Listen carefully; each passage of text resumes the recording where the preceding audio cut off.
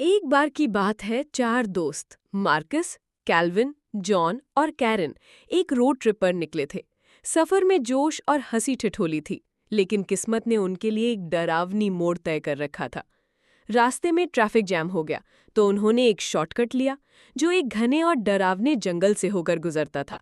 स्थानीय लोगों ने पहले ही चेतावनी दी थी, सूरज ढलने के बाद उस जंगल में मत जाना, मगर किसने सुनी। जैसे ही अंधेरा गहराया, उनकी कार कीचड़ में फंस गई।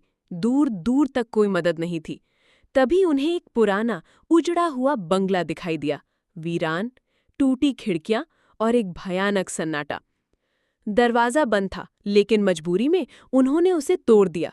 उन्होंने सोचा, रात यहीं काट लेते हैं और सुबह कार ठीक करेंगे। मध्य रात्रि को मार्कस की नींद एक दिल दहला देने वाली चीख से खुली। उसने देखा, एक साया गलियारे में सरक रहा था। वो डरकर दोस्तों को जगाने गया, लेकिन किसी ने उसकी बात पर यकीन नहीं किया। थोड़ी देर बाद एक बच्चे की आत्मा की आवाज आई, मेरे साथ खेलो। अचानक कैल्विन गायब हो गया। घबराकर सब उसकी तलाश में निकल पड़े, लेकिन बंगले के अंधेरे में वे एक दूसरे से बिछुड़ गए। जॉन की टॉर्च कांपती रोशनी में एक कमरा रोशन करती है, और वहीं पड़ा था कैल्विन का लहूलुहान शव। आंखें खुली, जैसे मरते वक्त भी डर चिल्ला रहा हो। अब डर हावी हो चुका था।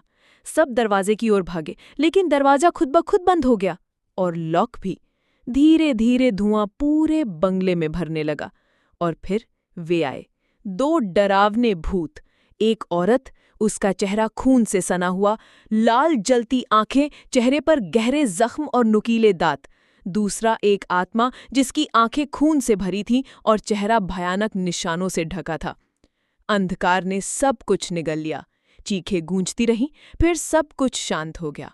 अगली सुबह पुलिस को बंगले के फर्श पर 3 लाशें मिलीं, मार्कस, जॉन और कैरन की, सब लहूलुहान।